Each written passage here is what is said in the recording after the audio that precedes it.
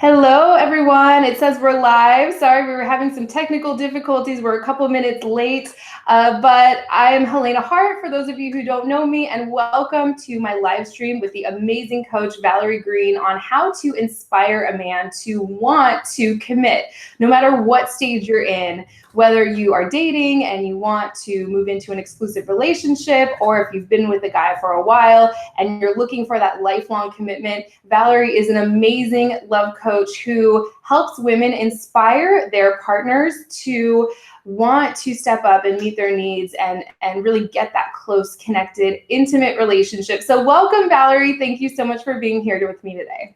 Thanks so much, Helena, for that wonderful introduction. I'm so excited to talk about this topic. Thank you so much. This is so much fun. And in the chat, can you guys let us know if you can hear us and see us? Okay, we were having some sound issues, but I think it's fine now. So we'll just jump in case, unless anyone says that something's wrong. I'm always a little nervous when we start these things. It seems to be different every time. So Valerie and I have done lots of videos together over on my channel. And the one that got the biggest response was one on this topic. And it's really important. You know, so many women, I know personally, a lot of women come to me and they don't have a problem attracting men, but the men they really want never tend to stick around and take that relationship to the next level, you know, and they're just struggling to get that commitment that they want from a man. So what are some of the biggest struggles or complaints you hear from women in particular around this topic? Definitely. I wind up actually working with a lot of women that are in relationships with men that are exclusive relationships, but they're just not moving the relationship forward. You know, they're not calling enough. They're not wanting to see them enough. They're not talking about marriage if that's what they want. The connection doesn't really seem to be going deeper. They just seem to want to have fun together, and they're wondering, how do I inspire him to have that deep closeness and intimacy and make a lifelong commitment to me? Do you get a lot of women like that? Absolutely. I find that sometimes that's kind of what brings a woman to this kind of work, right? Like the guy is kind of there, but he's not really taking the relationship to the next level, or he's spending some time with her, but not as much time as a woman would like, right? So I just want to say hi to everyone who's joining us live really quick. Melissa, Cassie, Michelle, Ruth, Emma, Anthony, Adri, Miss Empath, Stephanie, Margie, Catherine, Venus, Sophia, Laura, Stacy. Oh my gosh, there are so many people watching live. Yay! Hello. This is so much fun. So much fun. This is my first live stream with Valerie, but I've done lots of videos with her, and every time I bring her on, everyone just loves her and says, please bring her back soon. So she has so much information and amazing, she's such a wealth of knowledge. So what would you say to a woman who's in that situation where she's maybe been dating a man but not getting that commitment that she wants? Yeah, I mean, this is one of my gifts, I think, is to hone in on what the problem is, you know, so it can be corrected.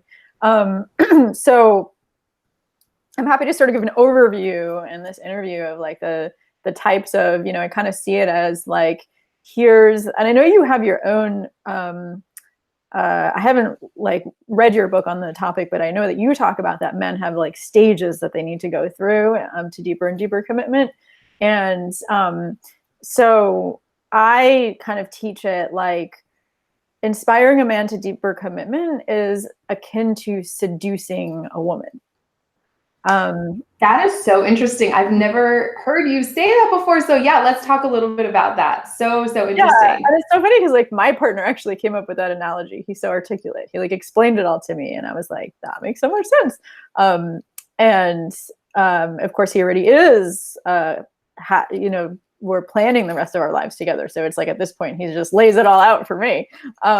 So basically, you know how you wouldn't want to have, even if it's a guy that's really hot, you wouldn't want him to show up on a first date and say, do you want to have sex? Because even if you're really turned on by him, he's being too direct. You know, absolutely. If you want to have sex, like that would turn you off. And so one of my mentors likes to say that men's emotions are like women's sexuality. You can't be too direct too quickly. And, you know, just like we have certain levels that we need to go through in order to have our bodies feel open to a man. Like we need to, first of all, have good chemistry when you just meet him, but then you have to have good conversation. You need to feel like he's paying attention to that untalked about dance between your bodies, even when you're across the table from each other, when you're meeting for coffee. You need to feel like when he touches you on your hand, it feels good. You know, you need to feel like the first kiss feels good. Like there's many levels of intimacy that you need to go through on a physical level before you're ready to take your clothes off. And that's not determined by time. It's determined by how quickly, you know, you go through all those levels to have your body open. And I have no judgment if that happens in one evening for a woman, but a lot of times it happens over several months or longer. But it's not determined by time. And I think a lot of women think that if they're with a man for a certain amount of time, that he should commit the rest of his life to her. But a man's levels aren't determined by time either. There's a lot of different stages that he has to go through in order to want to commit. And so that's why I think it's such a beautiful analogy. And I think it's helpful to understand what some of those stages are and how women can show up through those stages to navigate his resistance to giving up his freedom.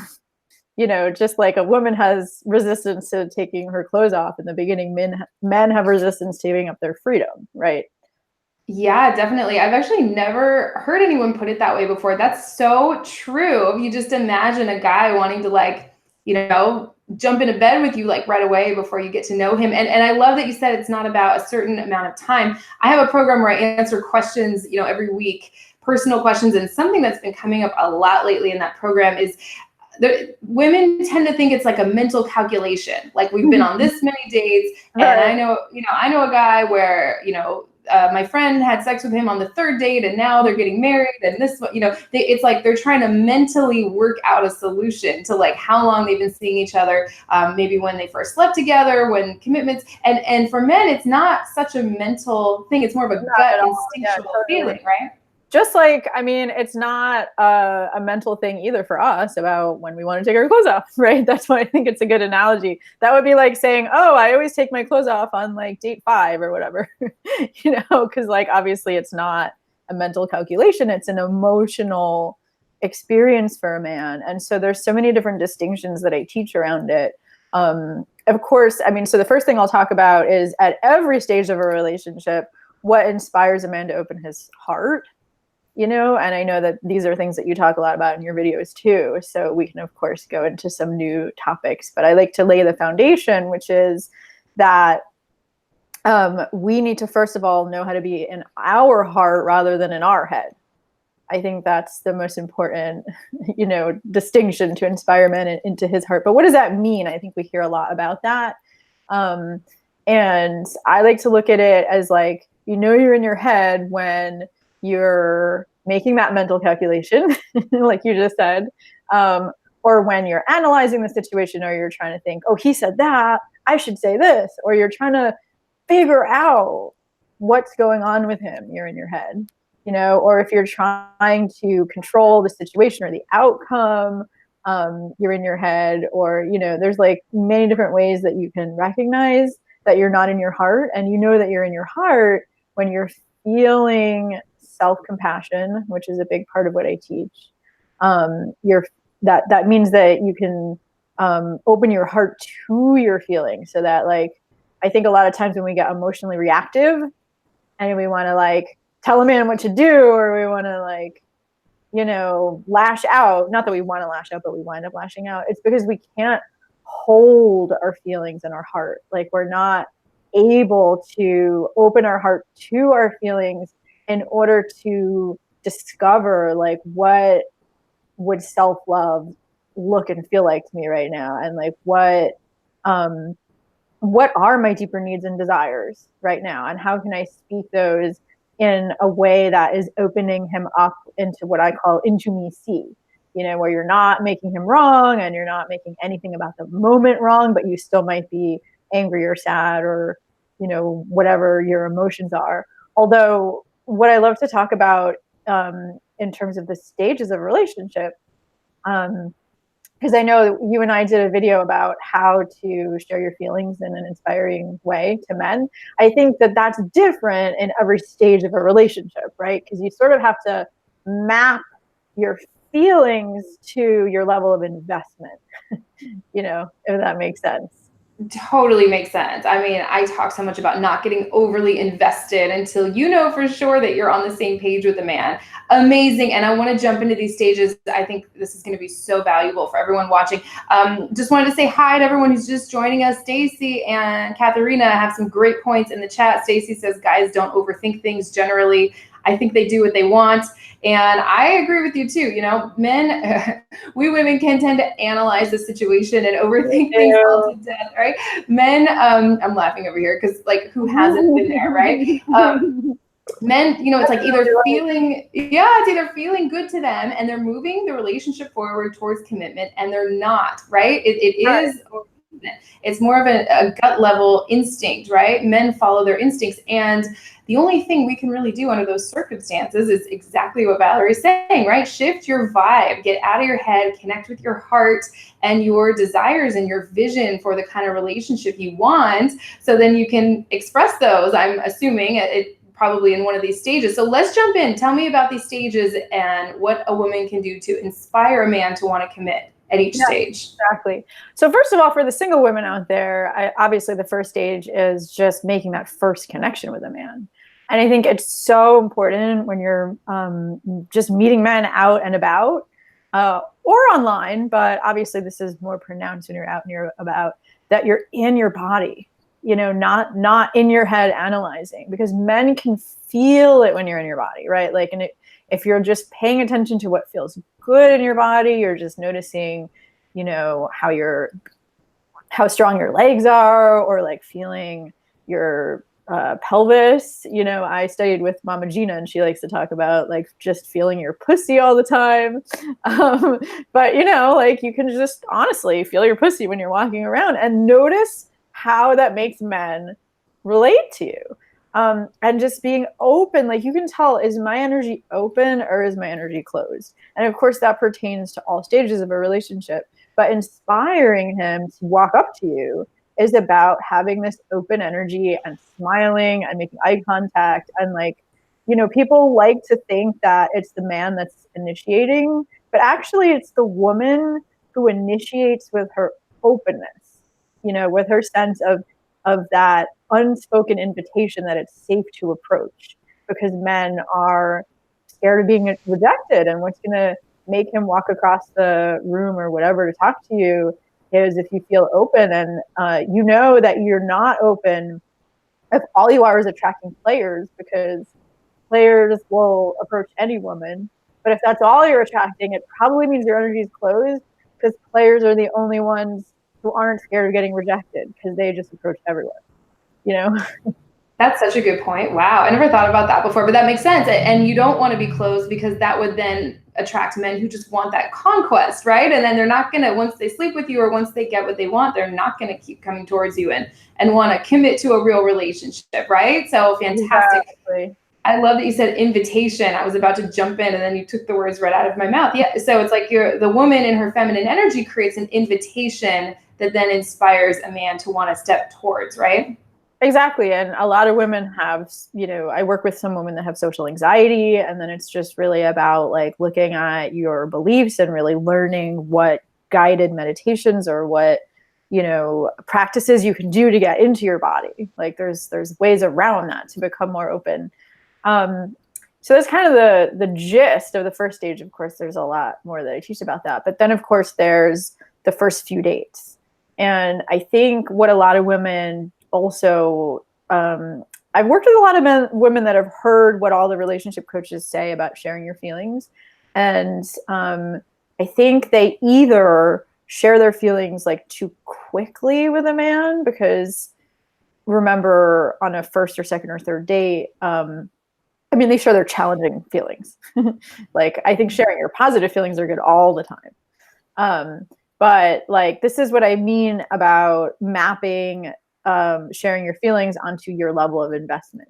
Because I work with a lot of women that they've gone on 1 or 2 dates with a guy, and then they're like, getting upset, or they're feeling rejected, or they're feeling abandoned, or ignored, like if he doesn't call within the next few days. And it's like, he's not invested yet. And so with that, and then this is something you teach too, that you have to mirror him and his level of investment. And when you recognize that he doesn't owe you anything until he's made some kind of commitment, like even if that's, let's see each other every week, like that's kind of like the first stage of commitment, you know, if he hasn't said that, then he doesn't owe you anything. And so then it's not like you don't deserve to feel abandoned or rejected or ignored or whatever. But that's probably something from your past. I like to say, if we're hysterical, it's historical. um, so that's wow. Yeah, so true. So true. I love these comments. You guys, Cindy says, oh, not getting overly invested is tough. Yeah, it is. You know, I know you're referring to my program called The Art of Getting the Commitment You Want.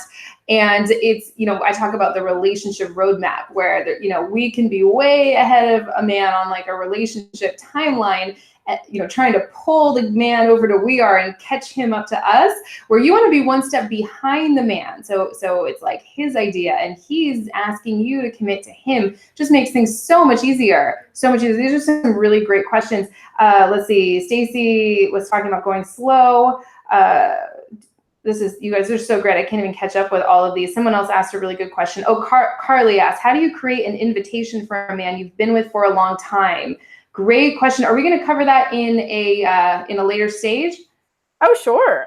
Although, you know, I could address the other two things that are really important throughout the relationship. So first of all is being in your heart.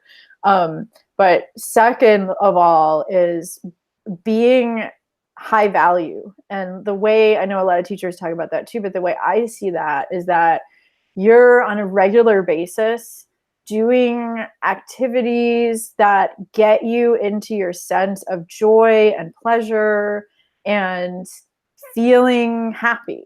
Because when you're feeling like, I mean, even now, you can imagine, I close my eyes when I talk about these things, but that you're just like, whenever the last time was you felt love reciprocated, you know, whether it was with your best friend or with your man, if you're with a guy for a long time, but even if you're single, it could be with like a baby or an animal. But like just remembering what that felt like in your heart to give and receive love, and just like taking a few minutes to like feel that coursing through your body is so powerful. It gives you that feeling of joy. That is what a man is looking for. Because remember, men are usually in their heads and they're running around accomplishing things all day and solving problems and analyzing. When you say men don't overanalyze, it's because they do it so much in their jobs, usually. At least like the men who have corporate jobs. And so they don't do that in their relationship because like they're done with that. By the reason they want to hang out with a woman is to have positive feelings at any stage of the relationship, but especially in the beginning, that's most important. And then of course, at a later stage of the relationship, it's also important that you show your vulnerability. So I can kind of like talk about how you know when it's time to start sharing your vulnerability, but in a later stage when you're already with a man, like it's different for each man. Like there's different kinds of vulnerability. You also have to map that onto your level of investment. But like on our second date, I started to share with my now partner like how I always felt like I have all these gifts to give the world and people didn't want to receive them. And like, all I want to do is help people feel more love. And, you know, I started crying and, you know, just because I cry easily, it's touching. That's very vulnerable, you know, but it's not like vulnerable saying I felt sad when you didn't call, you know, like it's vulnerable, like saying something inspiring. So that's the type. It's not just about sharing your positive feelings. Like I was sharing my sadness, but I was sharing my sadness in a way that is inspiring in the beginning of a relationship, because the kind of man who's ready for that level of depth in a relationship, which is so funny because he told me in the beginning when I started dating him, I'm not ready for a serious relationship. And I was like, okay, but then with his actions, he was demonstrating that he was, you know? So that's what I teach women trust his actions more than his words in the beginning. But it's really about like sharing your positive feelings all the time. Like if you're on a date with him, sharing like how much you love the atmosphere, the food, because men take responsibility for the entire experience. And whatever you say that you like, he takes it as a compliment for him. Like if you like the meal, he feels like he cooked it, you know? So that's really important. But then also like, so it's your positive feelings and your vulnerability. In the beginning, your vulnerability has to be kind of positive, you know, meaning like something akin to what I just said, but it depends on how much personal growth work he's done. If he hasn't done a lot, that might freak him out. So you might share about like something vulnerable that's okay to share on a first date is like, who was your biggest influence growing up? You know, what inspired you to become the person that you are today? Or like, what's the time in your life that was the happiest? Like, those are very vulnerable things to share on a first date, but they're not negative, they're positive.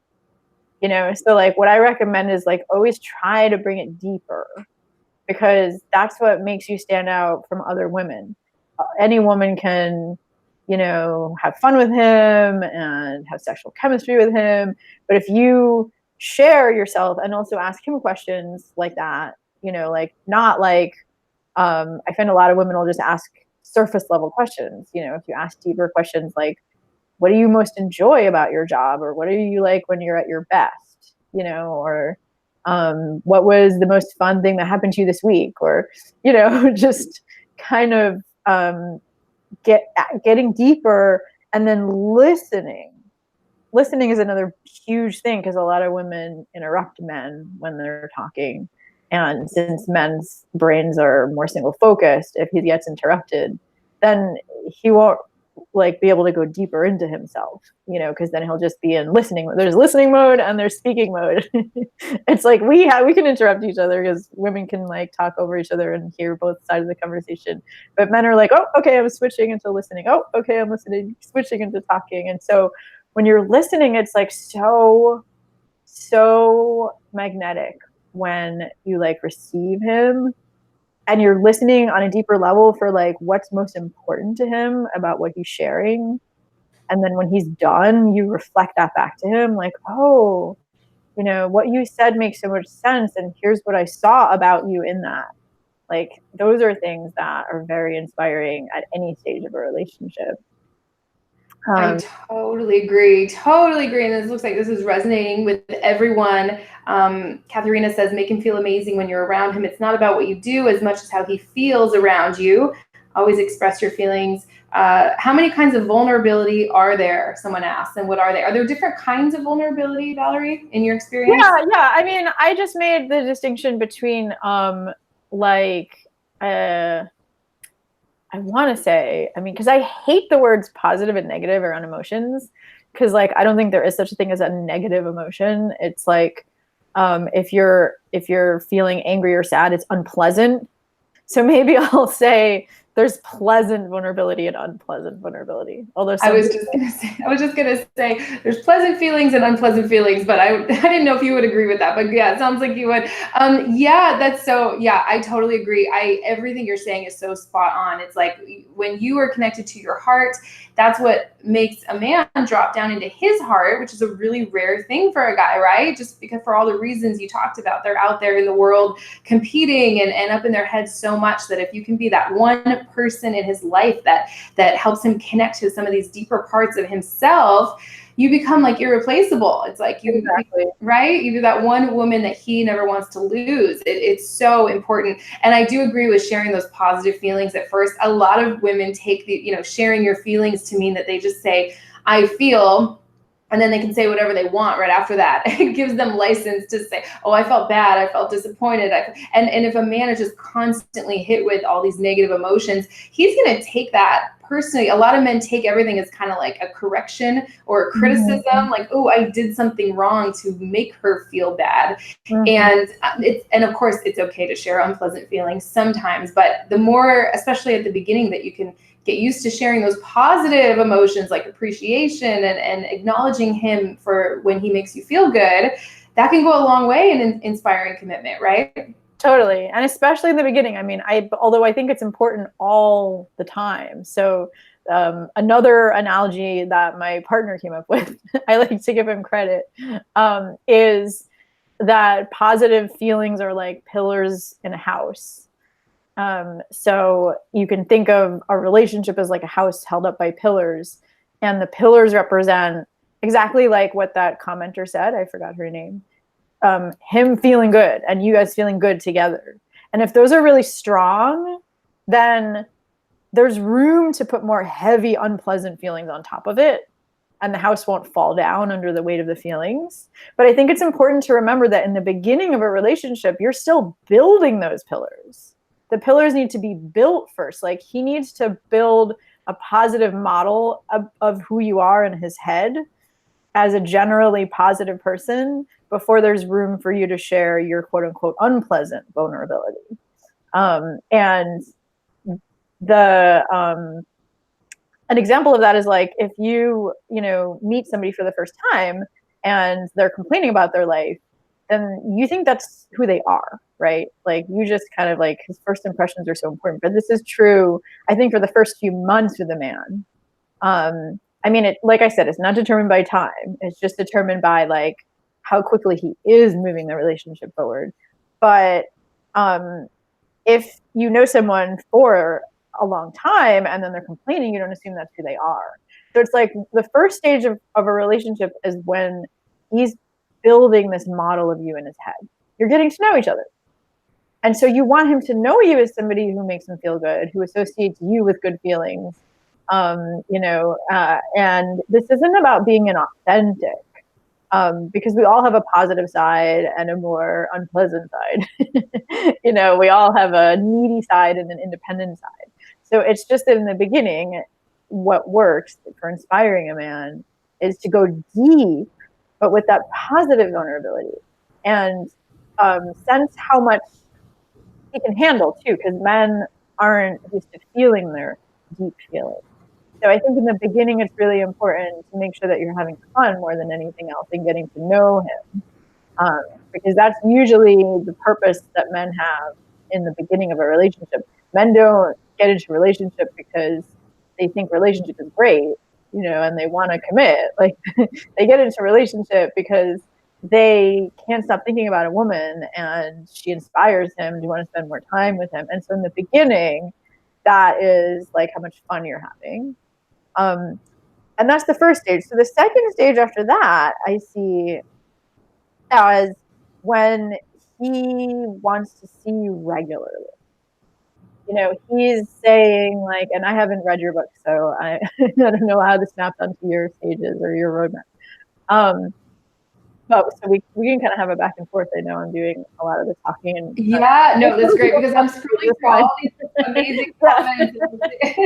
And I'm trying not to laugh at what you're saying, because I know the camera will switch back to me, but I was laughing when you were saying that men don't get into a relationship because they think a relationship's great. That's so true, right? Men just want to feel good, right? They just want to feel good right now in the moment. We women can get very worked up about looking in the distance for the relationship, right? Like, well, what's going to happen 6 months down the line or a year down the line? Am I going to get hurt? And we overthink things, right? Where men just want to feel good right now. So if you can help a man, feel good right now in the moment, he's going to want to do exactly what Valerie is saying, spend more and more time with you, right? Exactly.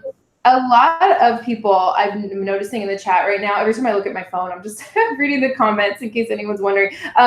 They're saying that they worry that a man can't handle some of their feelings. Yeah. So I think this would probably apply more to like some of the later stages when you do start maybe sharing some deeper parts of yourself. Do you have a quick answer to that? Like for someone who's nervous that a man won't be able to handle some of her stronger emotions? Totally. I mean, I'll speak to both the beginning and then also later on. So, like I said, the second stage is like when he wants to see you regularly. So that means Sorry. My cat Leo's running through here. He just scared me real quick. It's so cute. But he doesn't necessarily consider a relationship, but he's like actively pursuing you, you know? And so in that stage, you want to test him to see if he can handle your vulnerability. And the way to do that is to first start sharing something that's not too deep. Like you want to say something like, I write this example in my book where, you know, he asked how your day was. You can be like, oh, you know, I'm feeling kind of sad today because my friend's mom is sick and I've been giving her emotional support, you know, or something like that. And that's not too vulnerable for you. So you're not risking getting hurt by him if he can't handle it.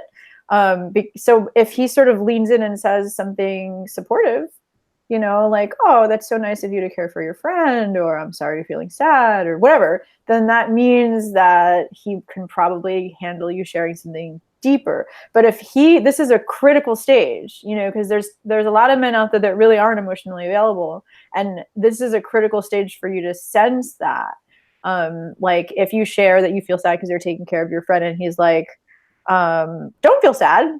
There's nothing that, you know, the everyone dies, or you change the subject, you know, or whatever, then he's going to be like that around your feelings. And you need to ask yourself if you really want to be with a man who's going to treat your feelings like that. So that's kind of like how you start testing him.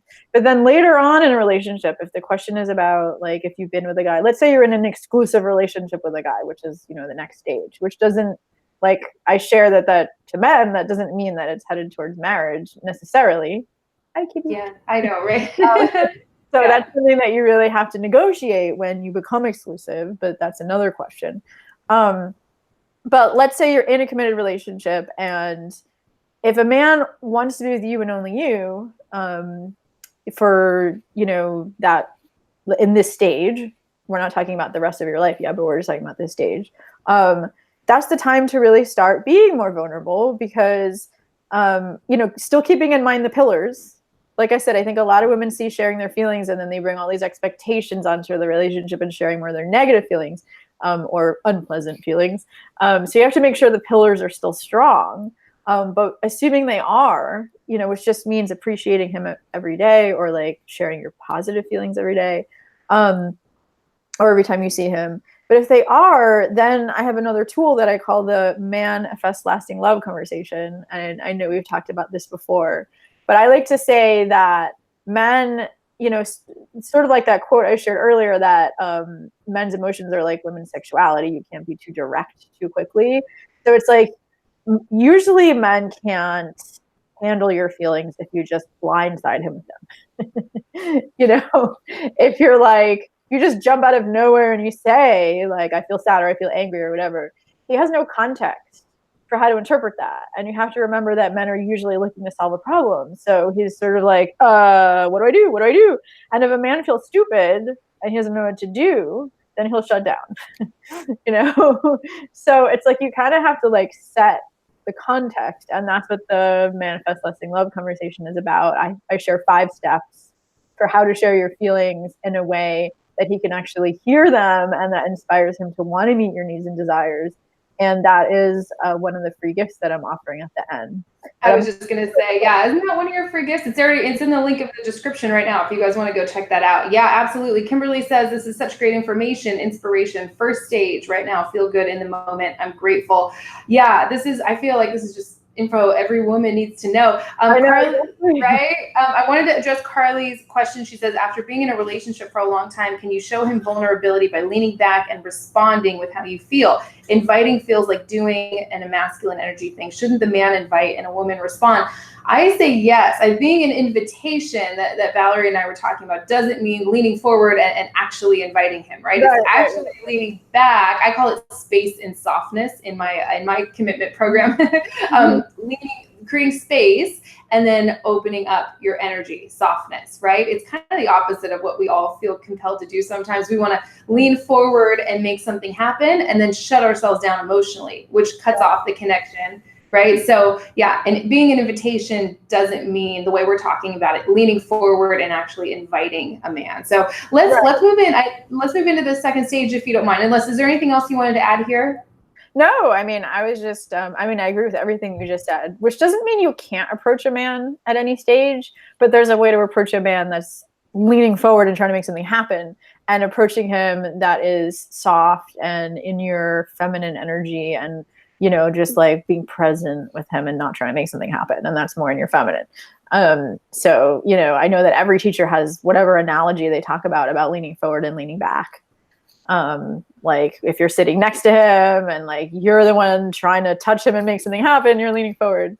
And if you're just like you're with him, right? That doesn't mean you can't approach him, but you're leaning back into the couch and you're feeling the softness of it, and you're feeling, you know, the positive energy inside of you, and you're like noticing all of the positive sensations in your body, and, you know, you're like noticing what you're receiving, just being with him without doing anything. Like that's inviting him to do something. Yeah, you can invite him without actually doing anything at all, right? Sorry, my cat is going crazy over here. So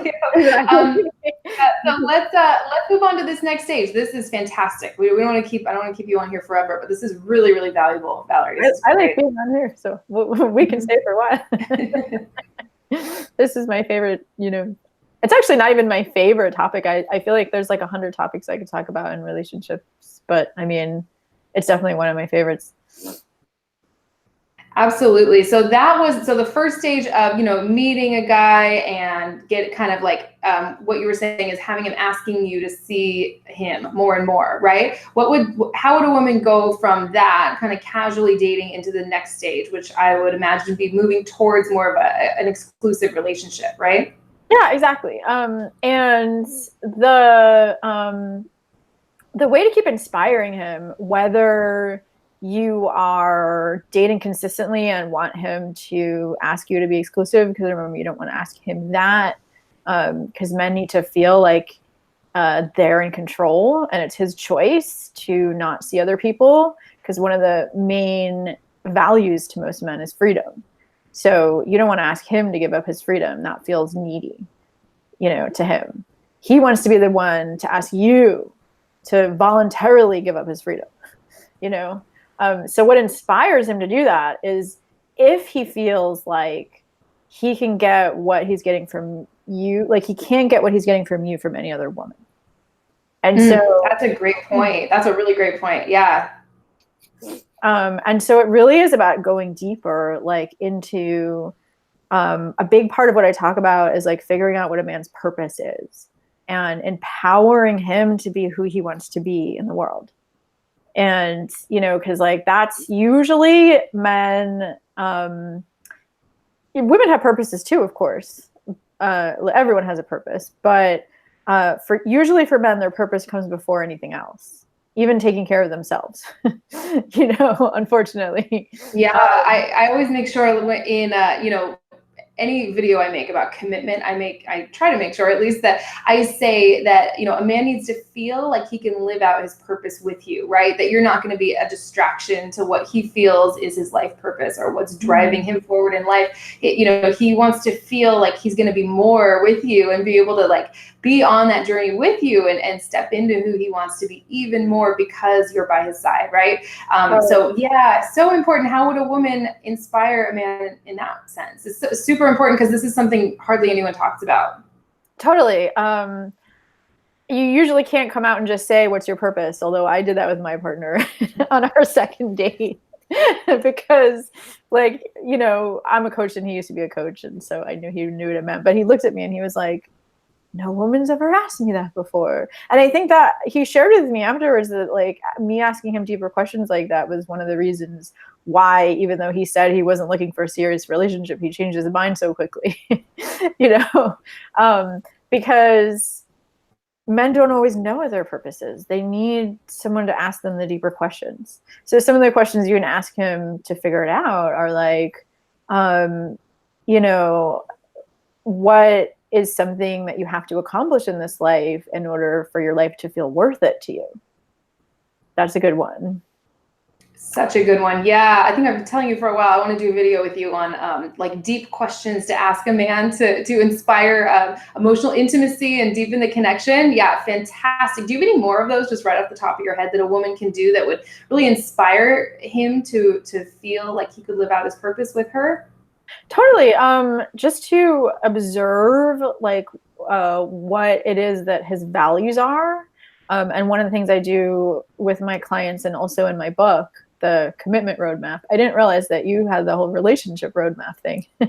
Yeah, my program's called the Art of Getting the Commitment You Want. And in that, yeah, I talk about the relationship roadmap. So funny how similar that is. Yeah. It is kind of like a roadmap. I think that like one of the things that I teach in that program that's important is to identify your values and guess what his values are. So the first step towards that is identifying yours. And values are kind of like what makes life meaningful for you, and him, of course. But like, let's say you have the value of like my top values are like love and wisdom and empowerment, and embodiment and integrity, you know, like those are, and fun and play, like those are some of my top ones. And it's really important for us to ask ourselves, what does that mean to me? What does it look like and feel like when I'm living according to my top values? Like, I think it's a really great thing to ask yourself that and to be inspired by your own vision. I think a lot of times when women create a vision for what they want in a relationship, it's just like, oh, I want to be with a man I'm attracted to, and like we're going to have this kind of house together, and we're going to have this many kids, and we're going to go these places on vacation. And that's awesome. I think it's important to know those things. But I think that what makes a vision deeper, and this is also a way to discover his purpose and inspire him to embody it, is to have a deeper understanding of how you know you're living your values. So like, for example, my value of love. People have different understandings of what love is. Like, and so that's a great question to ask a guy once you're in an exclusive relationship, not necessarily in the beginning, but like, what does love mean to you? And here's what it means to me, like, because men are not usually in touch with that. So we have to inspire him with what it means to us, right? Like, for me, love means that, like, I have unconditional compassion and respect for both my point of view and someone else's point of view. That when somebody's sharing their feelings, I want to accept them, and I want to validate their point of view, and I want to empower them to be who they want to be in the world. And, you know, I will sacrifice what's comfortable to do what feels loving, whatever that feels to me in the moment, but of course to myself first and then to the other person. And so just me articulating what love means to me brings me deeper. And so I need to be in touch with what my values are and whether I'm living them. Then once I'm in touch with that, I can ask him questions like, not necessarily what are your values, but you can observe his values. You know, because I provide a list in my book about what all the different values are, but you can find that list anywhere, of course. But, you know, asking yourself, and ways to discover your values are sort of like asking yourself, you know, on my 80th birthday, how do I want my friends and family to toast me? Like, what do I want them to say my life has been about? Like some of those kind of questions. And so that's another question to ask him to get in touch with his purpose. So kind of like being a detective and discovering what that is for him, and then asking him, like, you know, especially reflecting back to him, wow, like it seems like serving others is really important to you. Like, tell me why that's important to you, and like what that provides for you when you're doing it, and, you know, that kind of stuff. Like that's also so good purpose. But like, I think it's equally important for us to be in touch with ours on a deep level, because a lot of times if you just ask a guy these deeper questions, he doesn't know the answer. So we have to be able to share, like, here's what it is for me. Like, what do you think about that? And then what is it for you? That's it. Can you see these? Are you looking at these comments? No. Like right before you said that, somebody asked, if you ask him these deep questions, like, what does love mean to you? And he says, I don't know. How are you supposed to respond? Yeah, great question. I'd love to hear. Yeah. What's your answer to that? I think the biggest thing is to be like, and you have to wait until you feel connected. So like I said, those pillars have to be strong. You have to feel like you're having enough fun first. Like I really want to emphasize that because men always really value fun and adventure with women, during any stage of the relationship. So like they don't necessarily feel connect. I just want to emphasize this, that like men don't necessarily feel connected through deep conversation. They feel connected through having fun and adventure. So make sure that you're having enough fun and adventure. But once they feel like they're having enough fun, then having deeper connect conversation brings it deeper for them, right? So like I just want to emphasize that it's not like men don't want to be with a woman who wants to sit around talking all the time. But then once you're already in this place of fun connection, then asking some of those deeper questions like, hey, I was just thinking, I was like writing in my journal this morning or whatever. And like, I was just thinking, I'm feeling, so many feelings lately. And I had this idea of what love means to me. Like, can I share it to you? Can I share it with you? And then you share it with him and make sure it doesn't have anything to do with him if you're not committed yet, because, men don't like to feel pressured. That sounds like a subtle manipulation. Like if like love means that like we're devoting our lives to each other, you and me, like, but like, it needs to just be like, here's how I know that I'm being loving, here's like what it means to me to embody that. And what do you think about that is always a good next question for him, because when you ask a man what he thinks, that's safe for him, to share his thoughts. And then when he shares what he thinks, he kind of gives you subtle cues as to whether he's ready to answer that question himself, or if he needs to marinate on what you said for a while, because if he says, well, I think that's great, and changes the subject, or if he says, wow, I think that's great, I've never thought about that before, like, and, then asks you another question, then that's all he feels comfortable with in that moment.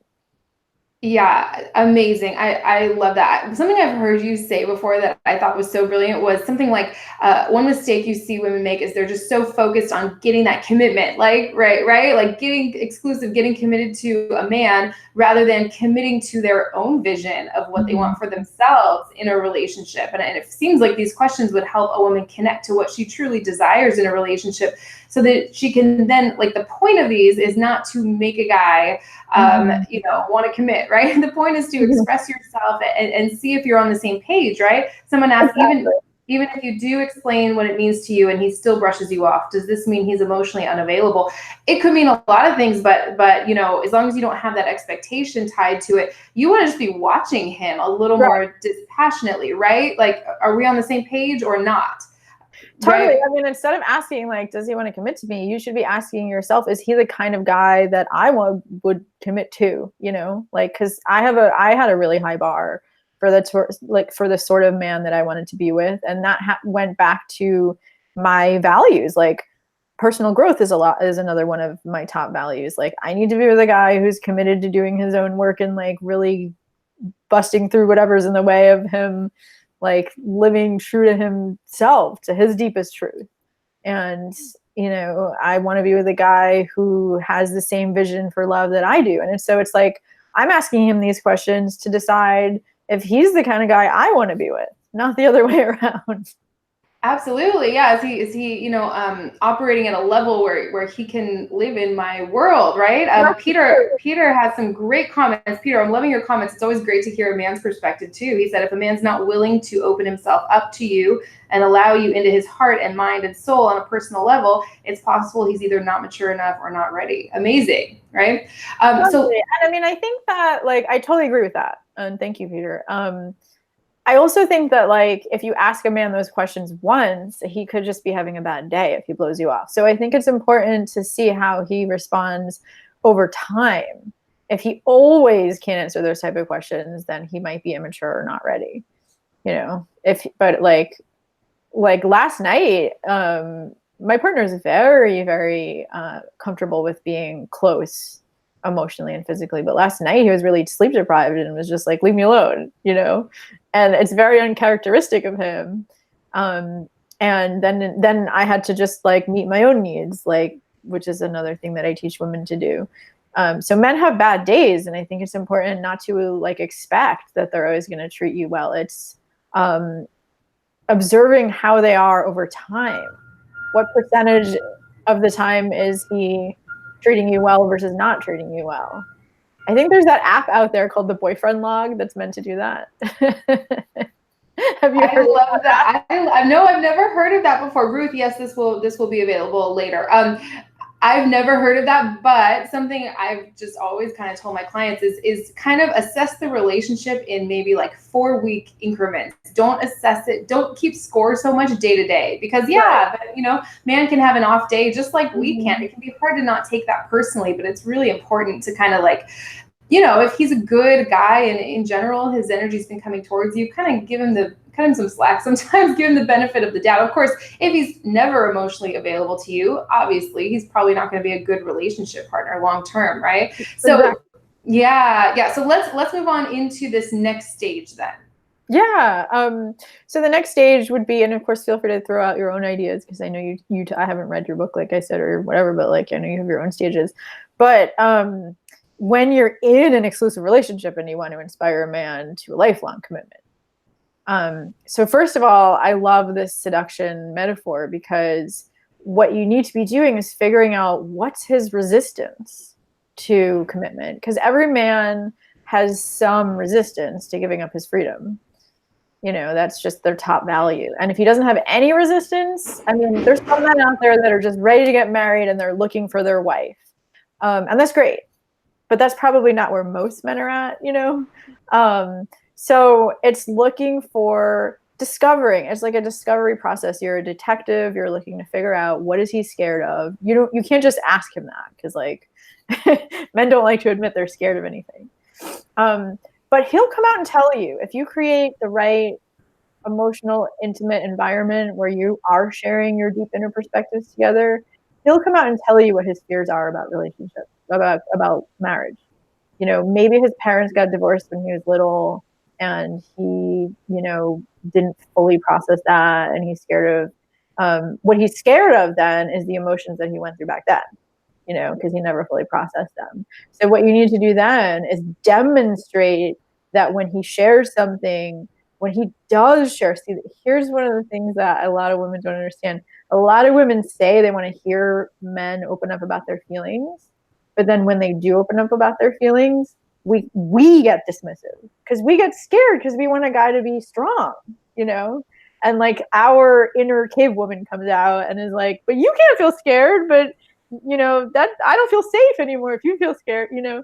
So it's like, we really need to train ourselves to be able to validate his point of view and his feelings. So if he shares that he's scared of feeling the same things that he did when he was little, you know, just be like, what was that like for you to go through that when you were little? And like have him share, and then say, that makes so much sense that you felt that way. And, you know, I want to just like, what can I do to support you right now and feel safe with me sharing that? You know, it's like, and we have to make sure we don't go into fixing mode. That we don't jump into the masculine energy and try to fix their feelings, because it's like, we don't want guys to do that with us either. I mean, sometimes we do. Sometimes we want them to solve the problem, but I would say 95% of the time, men do not want us to solve their problems. They want us to just listen and receive them. And so it's like, you need to figure out what his fears are, and then not say, like let's say he was married before, and his ex-wife, you know, he has judgments against her for whatever reason. Obviously, that's why they got divorced. Sometimes men have done the personal growth work to get over that and like really take responsibility, but other times they haven't processed it yet. And so it's like, he, you know, feels like his ex-wife was a mean person, or she tried to take away his freedom and spend all his time with her, or she tried to tell him what to do all the time, or whatever. Like, you need to, like, once you're already connected, just ask him, like, what was she like? And then don't say, I mean, of course you can say, I wouldn't be like that. You have to demonstrate with your actions that you wouldn't be like that. You know?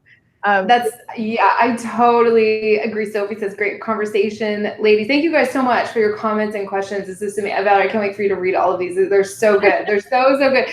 Yeah, I was going to say, when he shares some of maybe his fears about commitment or being in a long-term relationship, I can feel as a woman like the tendency to want to like jump into what I call convincing mode. Like, oh, well, it wouldn't be like that with me.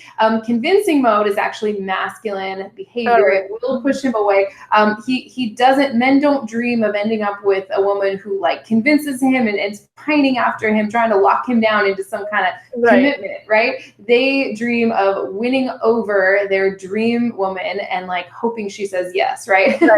So, but I think it is really important. I think, and this didn't even occur to me before you just said that, but one of the top questions I get is I'm with this guy and he's like not over what happened to him in the past. Like maybe he had an ex who cheated on him or someone who just like abandoned him or maybe childhood issues. Is there something, I know this is probably a topic for a whole nother video, but is there something a woman can do if he opens up and shares some of those things? Well, totally. I mean, I think the most important things in a conversation are acknowledging what he's saying and validating whatever he's saying, and especially validating his feelings. So acknowledgement is just literally reflecting back to him what it is that you heard, not parroting. You know, a lot of people have a aversion to acknowledgement because they think it's like you're being a parrot, like active listening.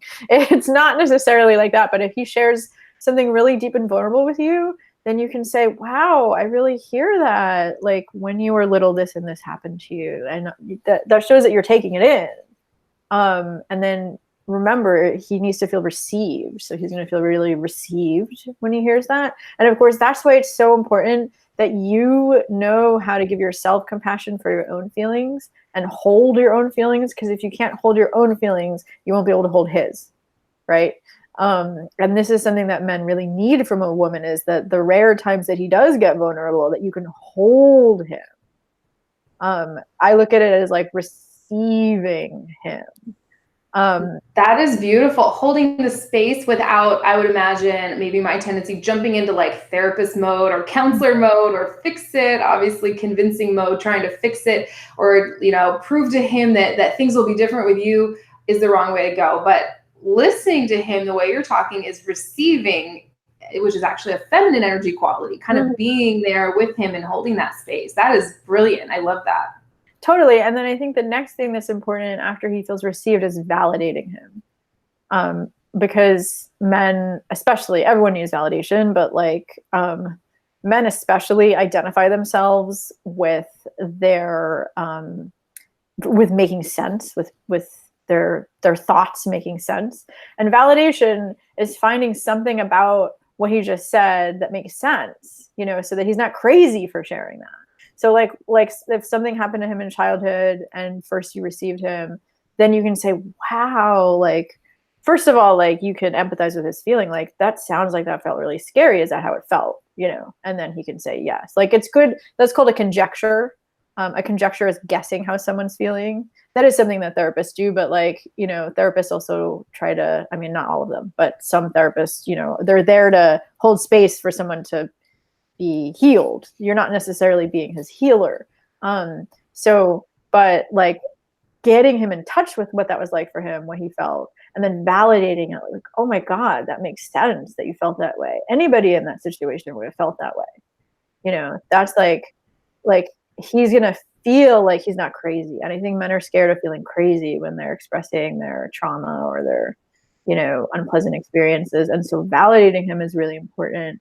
And then after that, what's important is just asking him, like, how do you want me to relate to you around this?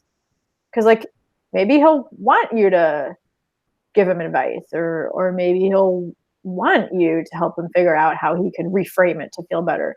But like, you can't assume that's what he wants. He might just be like, I'm so grateful that you heard me. Thank you.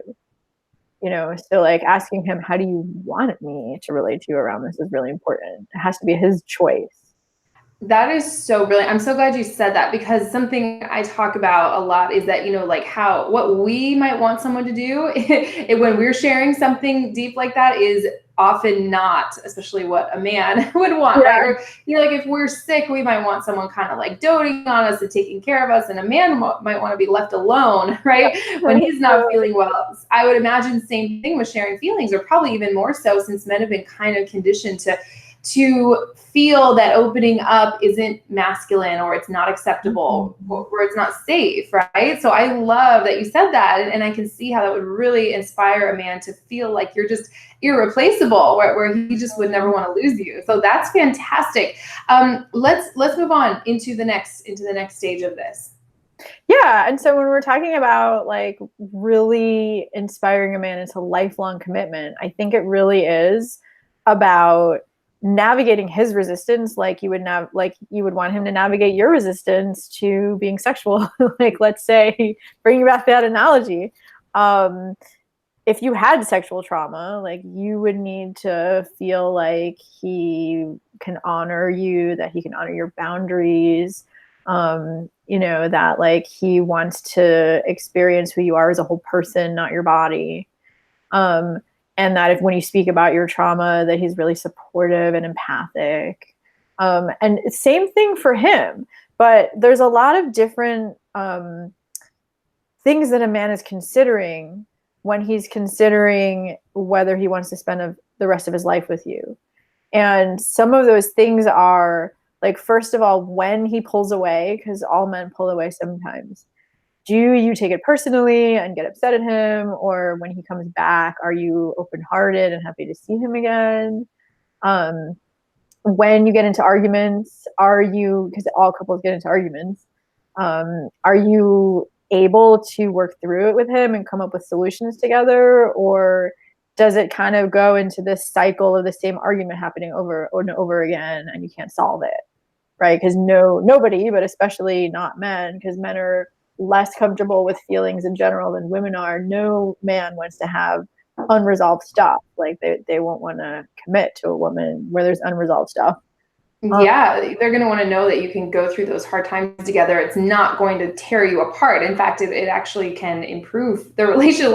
Some of the best couples have gone through problems, not huge problems, but things that have made them stronger, because they get more clarity in terms of like how to relate to each other or what they want. So I think that's super important. Yeah, a man's going to want to see what you do when he does need to take some space for himself, or when the two of you don't see eye to eye about something, right? Totally. Yeah. And that's one of the things that like makes him commit a little more, like knowing that you can get through everything together. Another big thing, of course, is like, do you fit into the lifestyle that he wants to have? Like, do you get along with his family? Does he get along with your family? It's like really spending holidays together, like really feeling like, do you fit into each other's lives? When you go on vacation together, does it feel magical?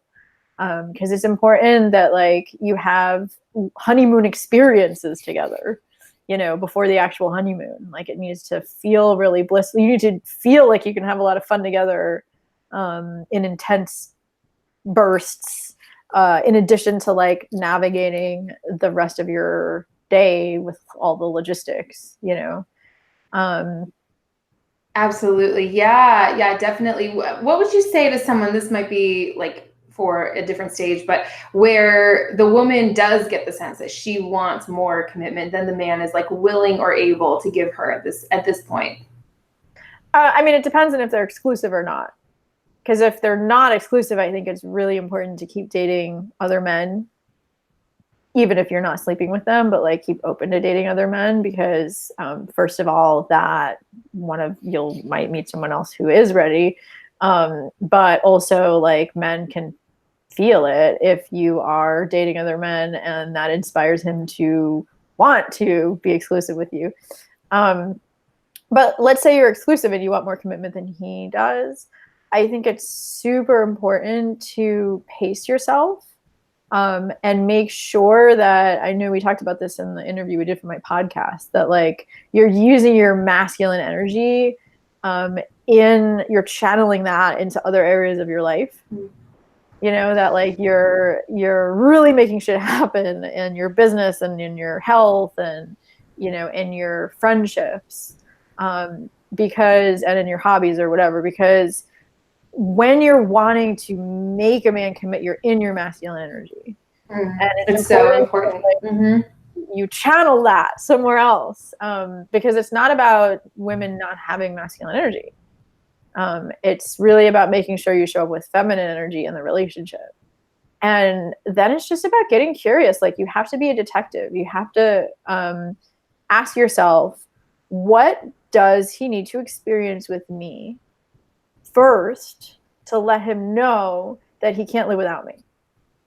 Ooh, that is brilliant. I've never heard you say that. Can you talk a little bit about that? Like, what would some examples be, and how would a woman do that? Exactly. I mean, like, I know, for example, with my partner, like, he definitely went through the stages slowly. And so it's so funny because, so, I mean, I'll talk about us because I think he's a really good example. But the analogy that I like to use, and I actually hate this analogy, but I think it's a good one. I've heard other people use it before too, but you know that analogy about like cooking a frog? I put this one in my book too. So, and I love, where it's like the slow, rather than like a boiling pot of water where the frog would just jump out. Is it something like that? I mean, like, and I love frogs, and this is actually the opposite of how I want you to make a man feel emotionally. But if you want to cook a frog and you put the frog into boiling water, he'll jump out, right? So you have to put the frog into cold water and make sure he's comfortable, right? And then once he's comfortable, then you can turn up the heat a little bit and then let him be comfortable with that level of heat. And then you turn up the heat a little more and let him be comfortable with that level of heat. And eventually you'll get to the point where he's so comfortable and relaxed that you turn up the heat a little more and he's too relaxed to jump out. And then he's cooked. So I hate that analogy because I love frogs, but I think it's a really good one to use with men and commitment. So like when I was with my partner, I just kept asking him, because he was obviously like, he wanted to be exclusive with me after a few months. And so I was like, okay, I think it's important how you negotiate exclusivity too. I negotiated exclusivity with him, meaning like, okay, if I'm not seeing any other men, then that means that you need to be committed to meeting all of my emotional needs, like when we're together. Not all the time. Obviously, I'm responsible for that when we're not together. But like, that's what an exclusive relationship means to me. Like, if I have a need, then we collaborate. And this is a big part of what I teach, is like the difference between a need and a strategy. Like a need is like, I need quality time, for example. And a strategy is like, I need to spend 5 days a week with you. Like, versus like, what quality time is a man comfortable with? Like, there's multiple strategies to come up with that need getting met. So he loved that. And he was like, great, let's collaborate to make sure all your needs are met. And then you won't want to date other guys, So that gave me an in to keep, making sure we felt comfortable and then turning the heat up a little bit, meaning like, the comfortable part is like, we're having fun, it's feeling good. This is where I think a lot of women ruin it by bringing their anxiety into it. If he feels our anxiety about like, oh no, what if he doesn't commit? What if he doesn't move the relationship forward? That it's really important to know how to manage that. And there's several tools, of course, that I teach about managing that. And I'm sure you have your own tools as well. But that's like the analogy with the frog and making sure he's comfortable. Comfortable means like you're actually enjoying the stage that you're in. And you're making sure he's enjoying the stage that you're in. And once you've enjoyed it for like a certain amount of time, I think it's different with each guy, but let's say like a month or two, then you can turn up the heat a little more. So like, what I did with my partner is like, first, we said we'll commit to seeing each other twice a week or whatever, now that we're exclusive because we're both busy. Then it was like, I want you to plan X amount of dates. Like, I want you to continue to take me out. Then it was like, come to my family for holidays. That's like the next level of commitment. Then it was like, it's funny, like, I think the Google Calendar is my boss. And it was so funny because he was like, well, I'm gonna integrate my calendar with your calendar, and then I'm gonna be your boss. Like, we have this fun, role play. But like, that was actually the next level of commitment, because like, then I could edit events on his calendar and he could edit events on my calendar. That was a very vulnerable thing for him. I didn't know that. Wow, that is so interesting. I love that. Yeah, something I've heard you say before, I think in one of our other videos, which I loved, was if a man is asking you to be exclusive, he's in a sense, kind of letting you know that he wants to be that one to meet your needs. So you have a lot more leverage to express some of those things, right? Totally. And then it's just about like sensing like what would be the next level of integrating our lives more. And I actually kept asking him that. Like I shared it really vulnerably using the Manifest Lasting Love conversation that I have in my free e-guide. It's like I'm feeling vulnerable because I want to feel like our lives are integrated more, because like I really love being with you and I want to feel that next degree of closeness. And like, so what's your suggestion for like how we would do that? And so then he would come up with ways of doing that. But that was also me turning the water up, I love that. I've never heard you say that before. And yeah, the right guy is gonna want, of course he's gonna want that. This is not about, if you're like trying to get a guy to commit, you've already kind of lost the game, right? The right guy is gonna be thrilled that you want to see him more, for example, or that you're comfortable expressing some of these things, right? Totally. Like once you're exclusive, I think before you're exclusive, I do think that's the really key transition where a guy like is going to want you to want to see him more. I think before you're exclusive, you don't have as much leverage. And then it's important to actually not see him all the time. Because another thing I share in my book is that men usually have a smaller threshold for feeling intense emotions. And so if a man sees you a lot in the first few months, that's part of what causes him to pull away. Because he needs time. He just ate a big meal and he needs time to digest it. I agree. Yeah, a lot of times men pull away a little bit just as their feelings are deepening and they need to take some space to process some of those strong emotions. I mean, that's been what I've seen working with so many clients. Have you found that to be true as well? Totally. And then women misinterpret that and think that they did something wrong, and that's a huge mistake that women make that actually causes him to think of you less as a woman that he wants to commit to. If when he comes back to you, you blame him for leaving, he's thinking in his mind, I don't want to spend the rest of my life with a woman like that, because he needs to feel like he can experience freedom with you, like freedom to really be himself. And so like that's, it's important that in the beginning of a relationship, you either understand that if you spend a lot of time with him, he's going to pull away and that's fine and you don't misinterpret it, or you make sure in the beginning of a relationship, you don't see each other more than a couple times a week so that like he has time to integrate and then he's actually less likely to pull away. That is so brilliant. I think everyone should like rewind that and watch that a few times because that's so true. I mean, that's one of the top questions I get asked. And it's why I think a lot of women find videos like this or search for them online, is because a guy came on really strong, was pursuing her, and then pulls away, right? And then it causes us to like, it stirs something up in us as women that makes us want to lean forward and find out what happened and all those things that we all know now, if you've been watching these videos for a while, that just pushes them further and further away, especially if you're not, if you've just met this guy, if you just started dating, right? I agree with you too. Even like before he's made an exclusivity agreement, I think that still holds true, because like if he hasn't made an exclusivity agreement with you, what that means, if he's okay with you dating other women, he's not that invested in you yet. And that means that he actually doesn't want you to spend all your time with him, because that would feel to him like more of a burden.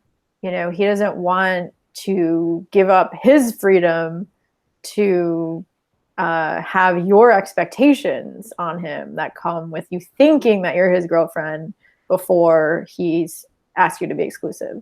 Oh my gosh. Yeah. I mean, the biggest problem I see that women run into, one of the biggest around this, is getting overly invested and seeing the man as her boyfriend, or putting all her eggs in that basket where he's just in the dating realm. He's just having a good time and he might see her that way, but he's just not there yet. That's her getting way ahead of him, down that relationship roadmap. So I know we're kind of going way long here, but this was just such a great conversation. Everyone, I love all the comments. I haven't had a chance to scroll through all of them yet, but Valerie, before we close out here, what would you say are your top, I don't know, maybe 3 or 4 tips for inspiring a man to want to commit?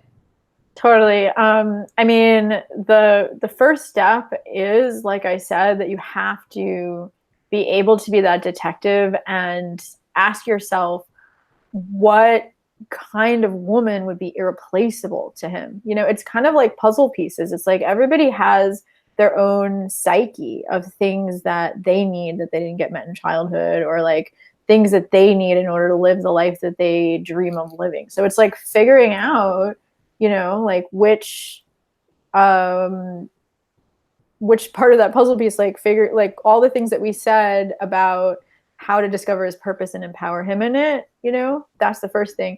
The second thing is making sure that you're inspiring him with your feelings, and with your feminine energy, and with, these 3 things go together. It's like being in your heart, sharing your feelings in an inspiring way, being in your feminine energy, right? Because that's a big aspect of it. And then also being in a state of high value, like really feeling everything that you are giving and providing to a man just by receiving from him, just by the way you see him, just by the way that you, you know, appreciate what it is that he's doing for you, and like recognizing the value that you provide in your feminine energy. And like, cause that is so inspiring. Like a man will, you know, move mountains to be with a woman who gets how high value she is just by being in her feminine energy and being a woman, and like reflecting back to him how amazing he is for making us feel good. You know, I mean, that's one of the most inspiring things that a woman can do. Oh yeah, it's so true. Your value is in your energy. I know Anya Grace is watching this. I saw her in the chat. She popped in. She's actually in the other room right now because we've been working on something. We just did a live stream over on my channel like right before this. But her, you know, what we talk so much about, and I know that you know what I talk so much about, is your value as a woman is in your energy, right? Yeah, it's not yeah, about exactly. you and being this busybody kind of like trying to be this perfect housewife or mothering a man and taking care of his every need. That's not, so much of the time we have been brought up placing our value and our worth on what we can like do and give to others and accomplish. Yeah. And that kind of stuff does nothing for a man's feelings, deep feelings of attraction for you, where he just feels like you're that one woman that he never wants to lose. It's just like you said, Valerie, it's in your energy and your vibe and your heart and your feelings connecting to those things and being able to express them in ways that really inspires him to want to open up as well, right? Totally, totally, totally. And then the third thing, I mean, I love everything you said. And the third thing I think is living the kind of life that inspires you. You know, like all the things I said about discovering your values and living true to them. You know, really like being in your heart and getting yourself to the point where you're like excited to jump out of bed in the morning because you're creating the life that you want. Like that is so inspiring to a man. Every man wants to be with a woman like that. Yeah, you know, we talked earlier about a man feeling like he can live his purpose with you, and one way to do that is not by telling him like, "Oh, you can live your purpose with me." Okay, I mean, you can tell a guy that, and if that's great, that's nice, I guess. But you challenge a man in that way by challenging yourself to live your best life, right? Being on your path, living your purpose, where he's like, "Wow, this is a high value woman that any guy would be lucky to have," and I gotta like lock her down before somebody else does, right? That's the kind of woman that a man wants to commit to, right? Totally. Yeah, absolutely. Those are the 3 things. That was great. Beautiful. I love that. Thank you for that recap. I know this is a super long video. I don't remember what time we started, but thank you guys so much for staying all the way till the end. We did mention Valerie's free gift about manifesting. Do you want to talk a little bit about that? And also your commitment roadmap book is also in the description as well. I think there's another free gift too for people who are single. Yes. Thank you so much. I have 2 free gifts, depending on whether you're single or whether you're in a relationship, even if you just started one. So the book for singles, and these are both free, is called The Magnetic Dating Formula. And in that, I talk about like where to meet compatible men and how to determine your values and how to inspire men to approach you, and like the first date and when to sleep with a man, all of that important stuff in the beginning. And then for women that are in a relationship, I have that Manifest Lasting Love e-guide where I share those 5 steps for how to share your feelings in a way that inspires him to want to meet your deeper needs and desires. And then, of course, I just came out with a new book called The Commitment Roadmap. And that is about everything that we just talked about. I go into much further detail about how to inspire him to commit at every one of these stages of relationship, from all the way from being single to the first date to being exclusive to inspiring him to a lifetime commitment. And everything that discovering all of your needs, how to manage your emotions, how to manage your investment, and then also all the things about what men need and, how to meet a man's needs as well, because relationship is partially about meeting each other's needs. And so discovering like the different needs that men have than women have and how to harmonize the differences so that he sees you as the only woman who gets him and that he can't live without. Amazing. Yeah. I mean, there's obviously so much that goes into all of this. So definitely check out Valerie's free gifts. Both of them, I would check both those out, and her commitment roadmap ebook. Did I say that correctly? Yeah. Okay, perfect. So thank you guys so much. We're still 100 people watching all the way to the end. I can't believe it. If we didn't get to all your questions, feel free to post them in the comment section after this publishes. Valerie, maybe you can look through those. I know you're so good at answering everybody's questions. Yeah. And I so appreciate everyone for staying on. Thank you so much, everyone, for watching. Yeah, this was so fun. I hope we can do this again soon. Valerie, thank you so much. And for everyone watching, if you enjoyed this video, give it a like and a comment. Let us know your thoughts and experiences with this. We love hearing from you. And be sure to subscribe to our channel as well to get access to all of our videos and live streams. I will be on again next Friday at 1 p.m. Pacific and every Friday indefinitely. So feel free to subscribe. Yes, Valerie, I would love to have you on again. It's always so much fun talking with you. So thank you, and have a great weekend, everybody. Yay! Have a great weekend.